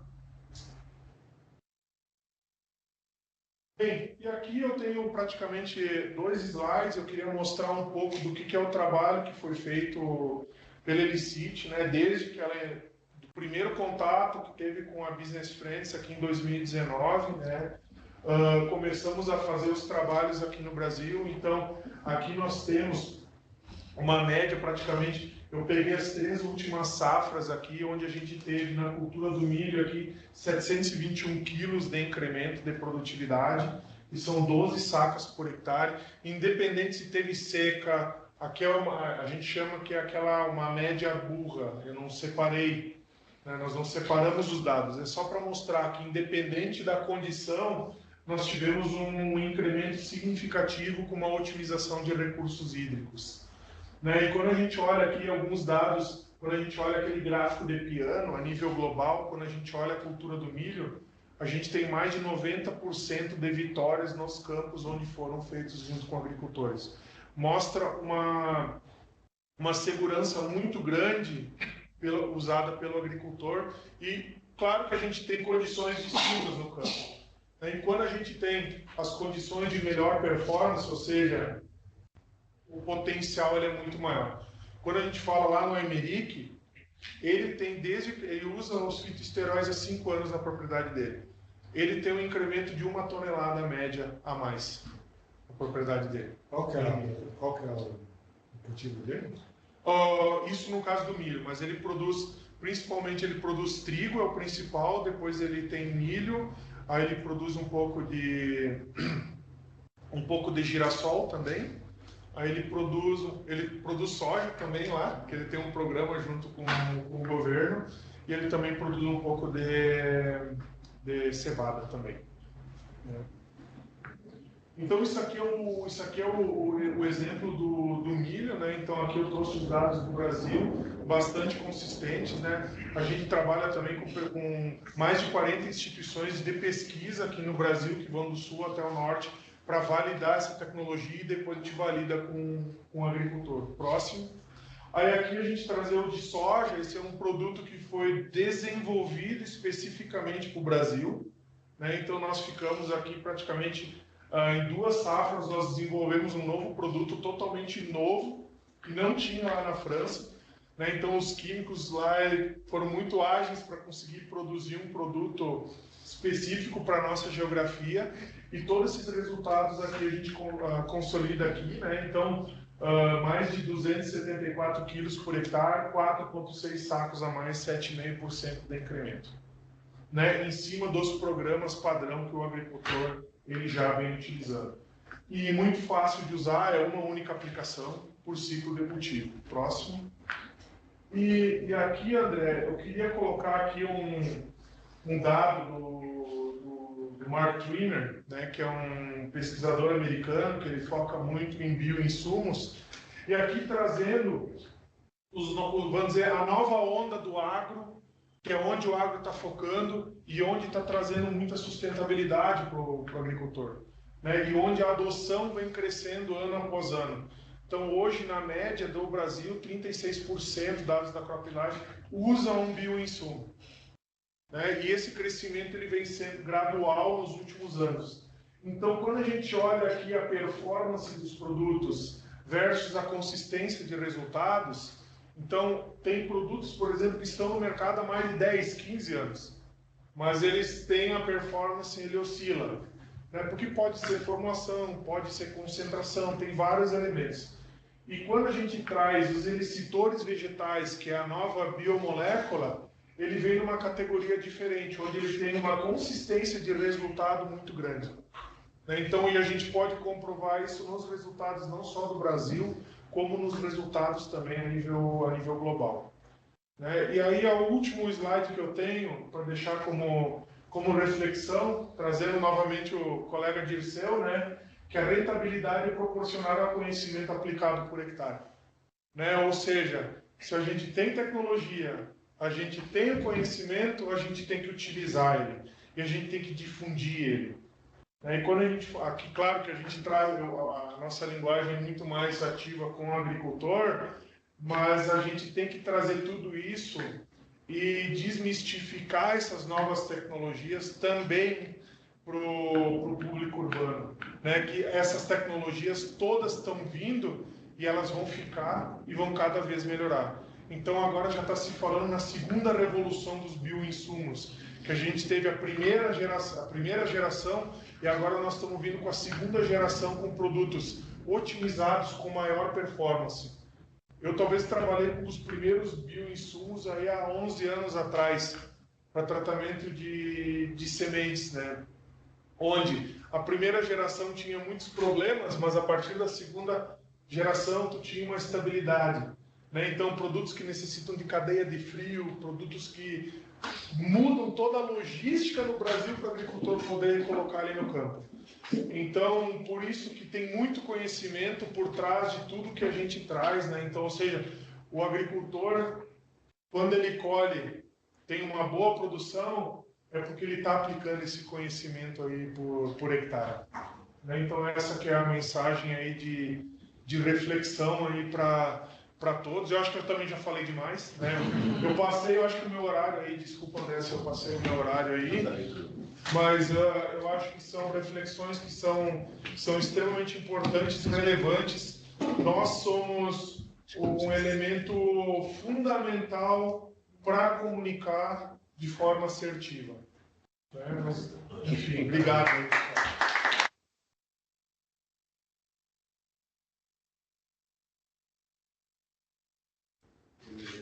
Bom, vamos abrir para perguntas agora. Bom, vamos privilegiar primeiro, eu acho que os presentes. Tem pergunta aqui das pessoas que estão nos acompanhando online. Por favor, fiquem à vontade para mandar mais perguntas.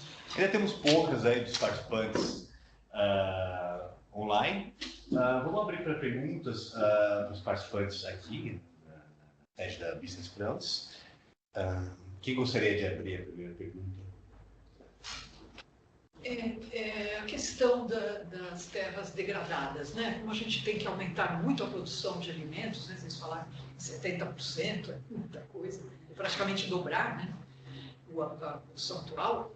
E nós temos milhões de hectares de áreas degradadas, e eu ouço uma parte das pessoas falarem que não se recupera essas áreas porque é muito caro.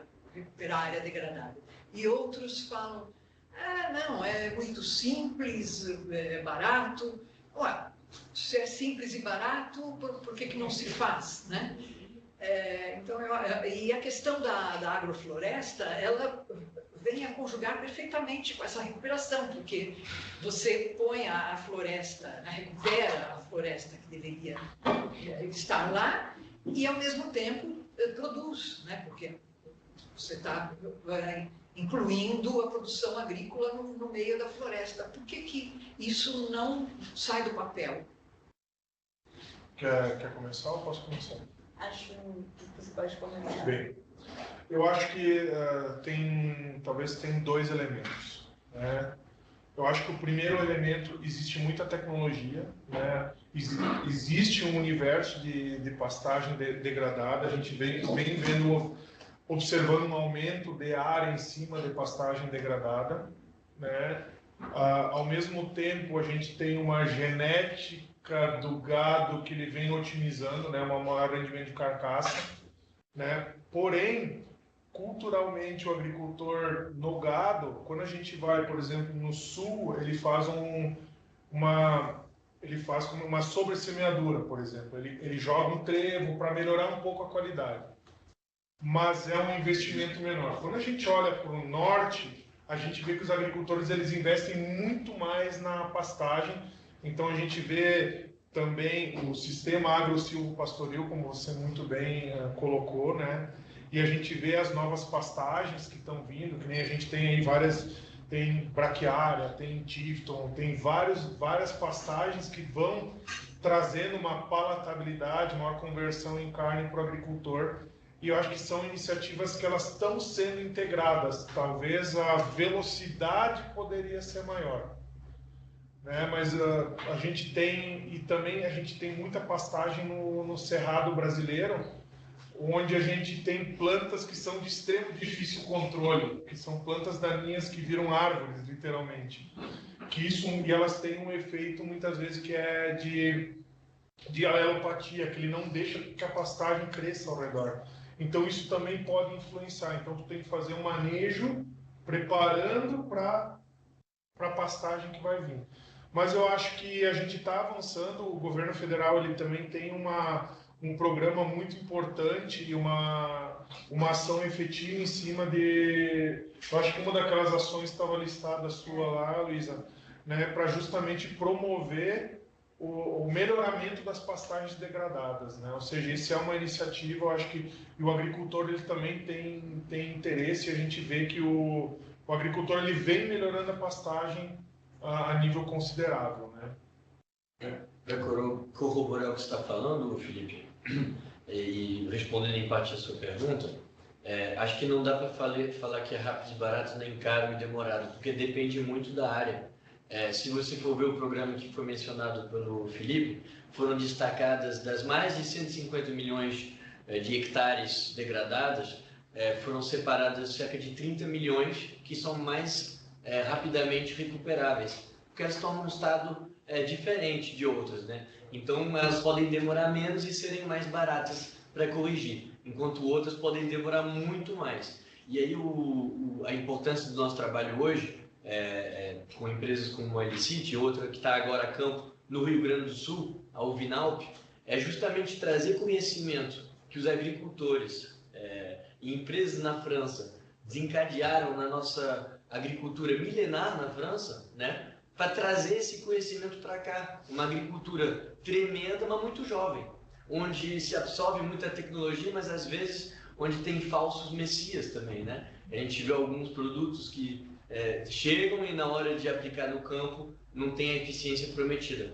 Então hoje, por exemplo, para corrigir essas terras degradadas, a gente está acompanhando uma empresa muito interessante, que é essa que eu mencionei, o Vinalp, que está justamente trazendo esse conhecimento à volta de esterco bovino, esterco ovino, caprino, equino, e misturando com outros extratos vegetais. Aí a gente foi no sul do estado de São Paulo, na área lá de Cananéia, onde tem muita pupunha, e a gente viu que a pupunha tem alto teor de resíduo, tem muito resíduo sobrando nas indústrias de conserva de pupunha. Eles jogam quantidades absurdas no lixo. Então esse material é um dos materiais que está disponível para a gente misturar, agregar com esterco, induzir micro-organismos que possam acelerar a degradação e a compostagem desses materiais para depois aplicar com tecnologia e conhecimento no campo. E aí, voltando na sua frase do final, é o conhecimento, né, que proporciona o crescimento da agricultura. Então, o nosso trabalho agora junto com a Câmara, com a Comissão, com vocês, acho que vai se trazer um pouquinho do que a gente vem fazendo e agregar mais conhecimento a todos, a nós da cidade, e levar um pouco da nossa experiência. Né? Talvez para fazer um gancho, nós estabelecemos uma parceria com o Instituto de Zootecnia aqui de São Paulo, justamente para a gente usar o produto em pastagem degradada, para a gente promover, né, por já ser uma planta mais rústica, mas se tiver um pastejo a mais, né, otimizar um corte a mais, ou eu conseguir criar mais volume de massa verde, já vai ser um benefício para o agricultor também. Né? Na minha opinião, isso é uma luta não só do agricultor, mas de todo mundo mesmo. Né? Então, falta um pouco de interesse público e privado em melhorar essas terras degradadas. A análise de solo é algo caro. Assim, é claro que caro e barato depende da perspectiva, né? Mas comparando com outros serviços do agro, a análise de solo já é uma coisa considerada cara, né? Então, ver o que está faltando de nutriente para melhorar aquele solo já seria algo, mas não é impossível. E as cooperativas, as empresas privadas poderiam também ajudar nessa questão financeira, algo que retornaria para eles também no futuro, né? Então é uma missão conjunta, não só do produtor rural. E a agrofloresta eu acho um ótimo modelo, não só a agrofloresta, mas tem também café arborizado, por exemplo. Aqui no interior de São Paulo a gente tem esse tipo de lavoura, tem consórcios, né, de cultura, macadâmia com café, pitaia com café, que são modelos que funcionam, mas não para todos os cultivos.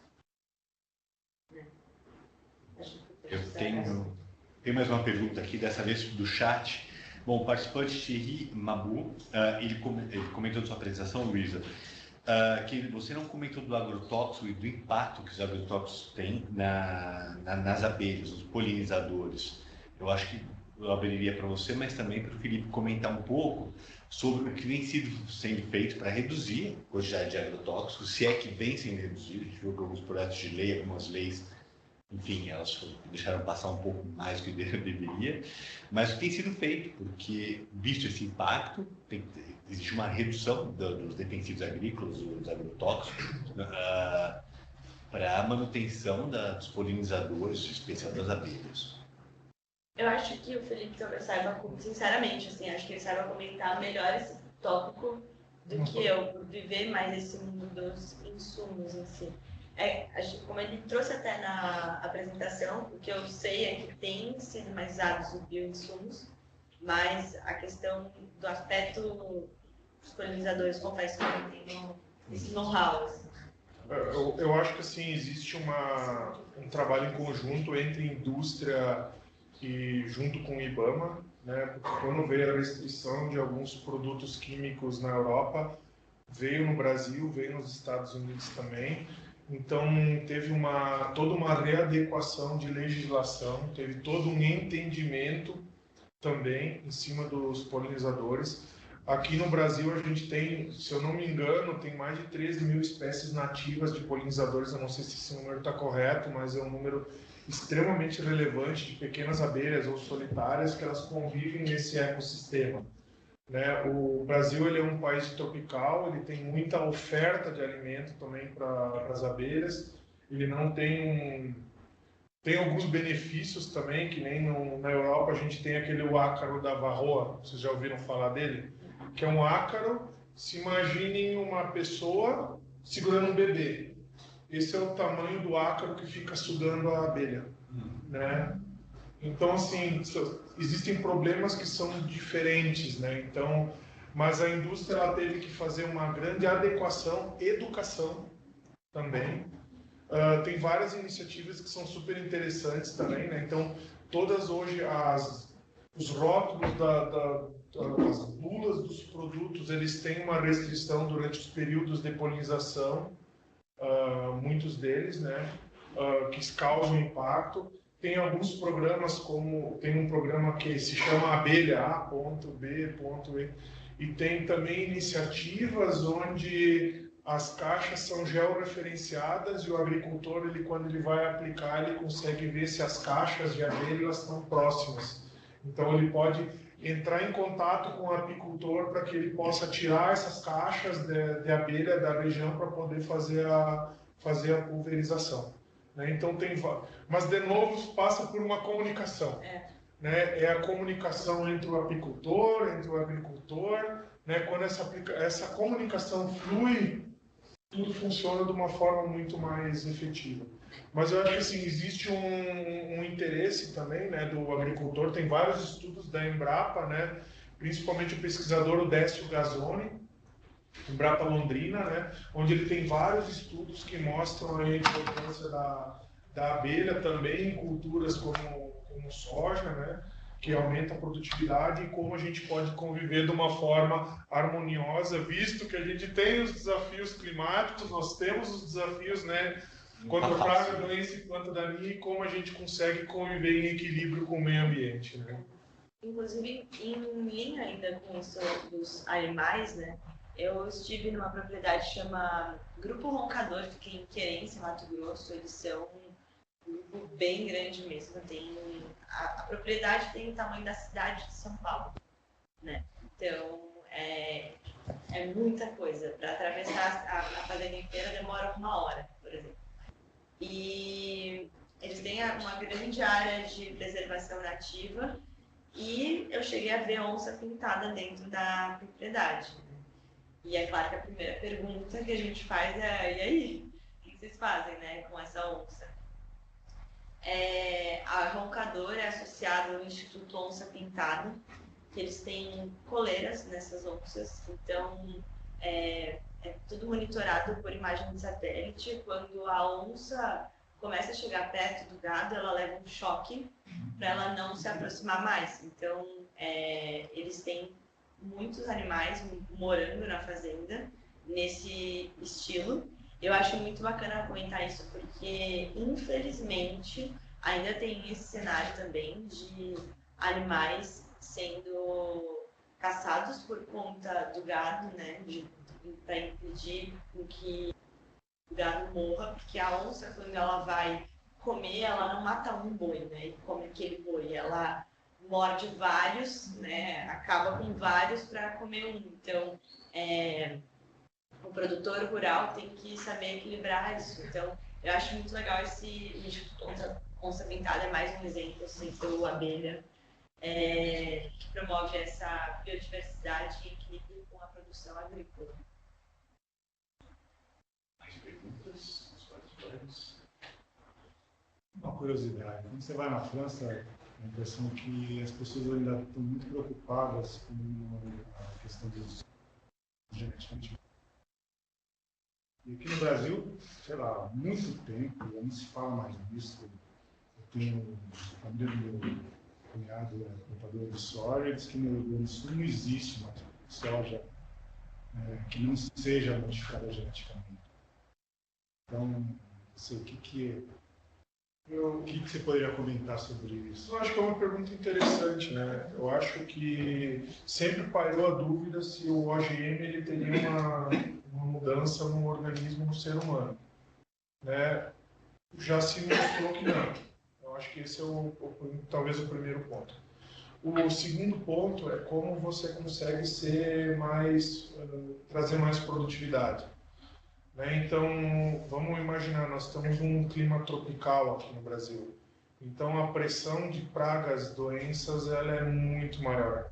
Então, por exemplo, hoje, quando a gente olha uma cultura que nem o algodão, por exemplo, onde a gente tem 5 espécies diferentes de lagartas, se eu não tiver e mesmo com a tecnologia, se reduziu o número de forma expressiva, o número de aplicações. Então, ou seja, a adoção de OGM possibilitou que o agricultor tivesse menos intervenções na lavoura.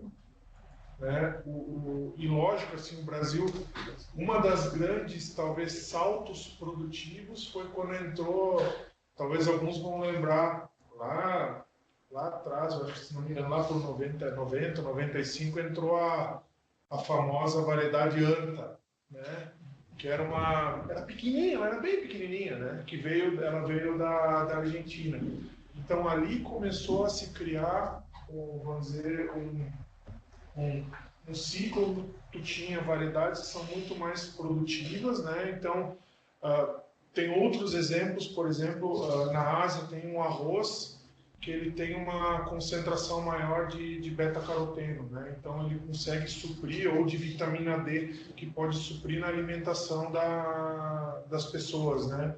Então tem vários exemplos positivos aí que podem auxiliar o agricultor, né?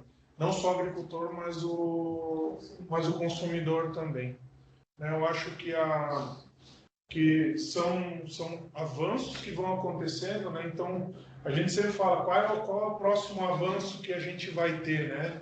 Dentro da genética, porque a genética ela é cada vez mais relevante. Então hoje estão buscando, por exemplo, o melhoramento genético aqui no Brasil, ele vem buscando muito variedades que são tolerantes à ferrugem asiática, né? Porque hoje a ferrugem asiática ela é a principal doença hoje da soja, e tem que aplicar. Se tu não aplicar, vai perder, né? Então existem o que eles chamam de algumas variedades que são inox, né? Que variedades inox que são como se fossem blindadas, né? Que elas têm uma tolerância maior à doença. Então isso faz com que tu consiga ter menos intervenções hoje na cultura. Então, ou seja, tudo vem num bom sentido em função de reduzir, mas como nós somos um país tropical, as dificuldades são diferentes do hemisfério norte, né? Então isso acaba tendo que botar numa balança em cada uma das regiões, né? Trazendo isso para a pecuária, só que eu me lembrei, e acho que é um exemplo interessante de trazer, porque poucas pessoas ainda sabem, aqui no Brasil, fora também, mas enfim, tivemos uma família pioneira, que é do Roberto Yankee, Marcos Yankee, acho que vocês devem conhecer, da Leite Lete. No interior de São Paulo, são os maiores produtores da América Latina de leite. E eles trazem essa modificação de genes na vaca, no sentido de cruzar vacas para que elas tenham caseína A2A2. Quando a gente vai no mercado e compra um leite, muito provavelmente é um leite com caseína A1 e A2, né, que são 2 tipos de proteína, me corrija se eu estiver errada. E quando a gente pega só as caseínas A2, tem algumas pessoas que têm certa digestão prejudicada quando toma A1, A2. E aí quando pega só o A2, A2, essa digestão ela é melhorada. Muitas pessoas que acham que têm intolerância à lactose, na verdade, não tem problema com a digestão do leite. E essa modificação genética também traz esse benefício para o consumidor final, no sentido de ter um produto apenas com a caseína 2. E ainda no quesito leite, o que se tem lá fora, e que não tem aqui a liberação da Anvisa no Brasil, é a questão do leite com melatonina, né? Porque a vaca, quando ela é ordenhada, quando ela está com sono, ela passa esse hormônio do sono, a melatonina, para o leite dela. E por consequência, a pessoa que toma esse leite, ela tem uma qualidade do sono maior. Não que ela dorme, né? Que ela tem uma qualidade de sono maior. E, claro, né? Ainda por questões burocráticas, é uma pauta que está travada no Ministério, com a Anvisa ali, esse embate, né, a Associação Brasileira dos Produtores de Leite ainda tenta liberar isso, porque uma comercialização do leite com melatonina é algo a mais para o produtor rural também conseguir uma bonificação do produto dele, né? Então, eu acho bacana trazer essas curiosidades aqui. Bom, para fechar, Bob, está chegando perto do final da nossa apresentação. Temos alguma última pergunta dos participantes? Eu tenho uma aqui. Uma pergunta rápida para a Luísa. Luísa, se foca bastante sobre a comunicação sobre o agro. E, o que você acha que o Brasil, obviamente, tem um déficit de comunicação sobre o agro, especialmente na questão de relacionamento com a Europa, por questões tanto políticas quanto não políticas. O que você acha que poderia ser feito para melhorar um pouco essa imagem do agro? E vocês mencionaram o Código Florestal, as áreas de preservação permanente, enfim, inúmeras coisas que são feitas no Brasil que não existem em nenhum outro lugar do mundo e que não tem nenhuma visibilidade fora do Brasil, tá? Como que você enxerga isso, esse déficit de comunicação e uma possível remediação? Eu acho que, em primeiro lugar, educação, de forma geral. A reeducação ambiental de todos os centros, rurais e o urbano também, para que a mudança aconteça de dentro para fora. Eu sempre gosto de falar, de dar um exemplo muito tosco, mas é que eu acho que traduz a mensagem. Eu decidi hoje que eu quero virar patricínio. Eu decidi comigo mesma que eu quero virar patricínio. Como que eu externalizo para as pessoas que eu sou patricínio? Me visto como quero ir em restaurantes, shoppings, enfim, para que as pessoas olhem para mim e falem, tá, a Luísa é uma patricínio. Então é a mesma coisa. Eu acho que primeiro a gente tem que mudar a visão aqui no Brasil para que a gente consiga externalizar isso. E além da educação, eu acho que tem muitos artistas que jogam contra, influenciadores que jogam contra, influenciadores do próprio setor, por exemplo, que difundem a comunicação, a informação, né? Quando se tem um tema polêmico, como é o caso do que a gente está vivendo essa semana, França-Brasil, né? Eu acho que a reação é muito errada, para ser bem honesta, assim, mas isso é o Luísa, né, falando. Eu acho que não se ensina dando tapa. A gente tem que parar, ter paciência para ensinar as pessoas primeiro do agro, depois da sustentabilidade.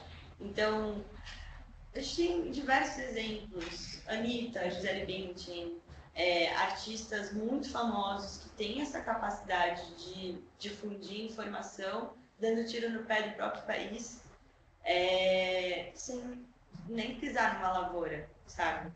Então, eu acho que o primeiro ponto é a educação. Eu achei excelente sua pergunta, ela tem tudo a ver com a minha aqui, a derradeira, e é para você também, Luísa, o Felipe pode ficar à vontade. Tem se discutido muito no Brasil, é uma pauta de educação para as questões do agro e comunicação, por consequência, reputação do setor. Existem grupos de pressão, lobbies, como a gente queira dar o nome que for, que estão fazendo uma aproximação com o Ministério da Educação para colocar conteúdos para trabalhar as questões do agro e modificar, porque nas cartilhas escolares, no material escolar, o agro ainda a gente tem imagem do boia fria, a gente tem imagem das queimas de lavoura, do trabalho escravo, enfim. Isso ficou muito emprenhado no consciente coletivo de toda uma população. O brasileiro, quando pensa no agro, ele tem essas imagens de bugendas ainda, lá das pessoas escravizadas, dando uma volta para moer a cana. Eu queria saber o que você tem de atualização dessa frente junto ao governo para melhorar e para criar esses conteúdos, e qual é a sua resposta para os grupos que dizem que isso é um lobby, que é uma manipulação, uma narrativa criada pelo setor. E tem os dois lados, tem um que é positivo de contar a história e tem outro que eu acho talvez o setor ambientalista, que está meio numa polarização, que denuncia isso como lobby. Tá, começando então as atualizações, né? Existe um movimento que se chama De Olho no Material Escolar, que é exatamente isso que você trouxe, liderado pela Letícia Jacinto, que também faz parte de uma família pecuarista aqui do interior de São Paulo. Eles visam olhar todos os materiais didáticos que vão para escolas para reavaliar a forma como o agro tem sido falado, né? Não só o material escolar com esse movimento, mas também questões polêmicas que acabam indo para vestibulares, né, como a FUVEST, o Enem. A gente teve episódios nos anos anteriores também de falar que agronegócio tem trabalho escravo, que só usa agrotóxico, enfim, todas as manchetes, como eu trouxe aqui, negativas, né? E o governo tem sim se preocupado em relação a isso. O estado de São Paulo lançou, tem mais ou menos um mês, o programa AgroJovem, que ele visa colocar pessoas que tenham vontade, não precisam ter relações com fazenda ou não, para liderar projetos de sustentabilidade e também, não só sustentabilidade, mas queixas dos produtores rurais, e ele vai fazer esse contato dentro das escolas. Então, é um projeto, a princípio, do governo do estado de São Paulo, né? Mas a gente vê que muitos outros estados, principalmente Mato Grosso do Sul, é um ótimo exemplo, né? É um estado que se preocupa bastante. Afinal de contas, Mato Grosso do Sul foi... Primeiro, houve aquela migração, né, dos produtores do sul do Brasil para Mato Grosso do Sul. Então, a gente já vê um estado que economicamente depende do agro também, assim como Mato Grosso, mas lá, principalmente, onde tem o coração do Pantanal, tem essa preocupação gigantesca com a sustentabilidade, que também tem a FamaSul atuando bastante nessa questão de educação dentro das escolas. Muitos produtores rurais também recebem crianças de escolas para mostrar essa realidade. E em relação à resposta ao quesito ambientalista, né, eu como jornalista do agro só sou defensora do setor porque eu tive contato com. Eu também sou defensora do meio ambiente, né? Eu não acho que elas são coisas separadas. Eu acho que andam de mão dada, né? Então, acho que a minha resposta seria: se atualize, tente buscar informações para ver. Que não é um discurso, né? Eu acho que é algo que precisa ser trabalhado em conjunto. A gente precisa pensar em como chegar nos grandes centros de informação também, né? Acho que a questão do agro ainda é uma comunicação muito de nicho, talvez, né? Muito direcionada, né? Acho que talvez uma grande dificuldade que exista hoje é ocupar essas manchetes, por exemplo, dos grandes veículos, talvez, de alguma maneira, com uma agenda mais positiva, mais pró-Brasil, mais pró-agro e, de novo, né, mostrando a potencialidade gigantesca que o Brasil tem, não só na produtividade do agro, como na sustentabilidade. Um país de vanguarda, e a gente não consegue transmitir isso para os grandes centros de comunicação. Acho que essa é a grande questão. Isso tudo alinhado à mudança do padrão do consumidor. Porque o consumidor não está mais tão na TV, né? A TV, ela dá credibilidade, mas já tem essa mudança de padrão clara. As pessoas foram para a internet, né? E quando eu digo não se ensina dando tapa, o Calça da Botina tem inclusive a ver com isso, que é eu tentar me aproximar de manso nas pessoas para aos poucos ir mudando a cabeça delas, né? Então, acho que chegar no consumidor também, nas pessoas, através da internet, é um grande ponto. Se eu puder contribuir, eu acho que um dos elementos que talvez poderiam melhorar, e vamos começar na educação de base, é a experimentação. Né? Talvez qual é que é o maior contato que uma criança urbana vai ter, uma horta dentro da escola? Quantas dessas crianças elas foram para o campo, tiveram a oportunidade de ver uma lavoura, de poder ver o gado pastoreando, né? Porque assim a gente vê as notícias. De onde é que vem o leite? Ele vem da caixinha, né? Então a gente vê, mas assim a gente acha que é brincadeira, mas é sério, porque assim as pessoas a gente tem que criar uma cultura de base, enraizar, mas eu acho que assim, como eu trabalho com o agricultor, e o agricultor é experimentação, as crianças também são experimentação. É que nem ela tem que ir, a escola tem que promover isso. Né? Antes de fazer o técnico em agropecuária, as escolas tinham, pelo menos no interior onde eu estava, elas tinham disciplinas que eram técnicas agrícolas. O que é? Para tu aprender a tirar leite, aprender a plantar, aprender a costurar, né? Pregar botão. São coisas simples. Só que se tu não tiver acesso a isso, ele pode ser de qualquer forma. Então, como a gente consegue levar essa experimentação? Eu acho que também é um desafio, sabe, que eu acho que o setor tem, porque eu acho que a cartilha é uma parte, mas como a gente faz com que essas crianças elas tenham isso? E aí, trazendo alguns bons exemplos, quando a gente vê lá, por exemplo, o Grupo Bom Futuro, ele tem uma iniciativa que é super legal, que eles fazem um dia que é tipo, eles abrem a lavoura, abrem a fazenda, eles levam um ônibus de criança para mostrar. E aí eles pegam as entrevistas. Pô, eu nem sabia que tinha imagina, esses moleques hoje, eles estão conectados num telefone, jogam. Imagina que esse moleque ele pode ser um futuro operador de uma colheitadeira que vale 5 milhões de reais. Não é qualquer um que vai dirigir essa máquina. Né? Então, tu pode criar uma nova geração para poder trabalhar. Então, tem muitas iniciativas, mas muitas vezes elas estão isoladas e elas não têm uma comunicação.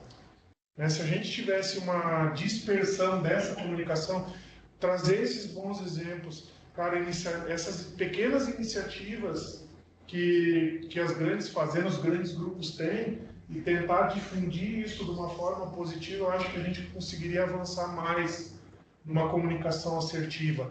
Mas, de fato, é experimentação. Quando você vê o brilho das crianças olhando uma lavoura, olhando o gado no campo, né, eles interagindo, podendo ver que não é aquilo que eles estão vendo em foto ou num vídeo do YouTube, eles estão de fato vendo, muda a percepção. Eles estão experimentando uma coisa diferente. Excelente. O assunto é apaixonante, mas eu preciso terminar aqui a respeito das pessoas que estão nos acompanhando aí online. Bom, eu agradeço aí o Felipe e a Luísa, o André pelo convite e a Câmara França Brasil pela abertura do espaço, Colim. Bom, eu convido vocês para ficar um pouquinho mais para um café, um bate-papo. É só para terminar a transmissão mesmo, mas a gente pode continuar o papo aqui. Bom, muito obrigado aí muito obrigado a todos que nos acompanharam. Valeu.